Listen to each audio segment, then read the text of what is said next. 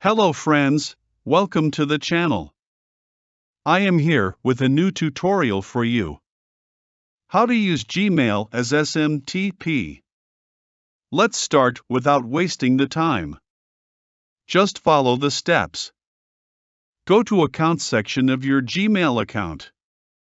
On the left side panel, click on the Security option. Scroll a little and find Two-Step Verification option. Make sure it's turned on or do it before proceeding. Then click on the same option. On the next page, scroll to the bottom and find App Password, click on it. In the first option, select Mail from drop-down menu. And in the second option, select Other from drop-down menu. Now it will pop up to create a name for your SMTP app. Type any name and hit the Generate button. On next screen you will see a password string, copy it and note down somewhere. To test this SMTP, go to this website https://topgrades.in/send and follow the tutorial. Hello.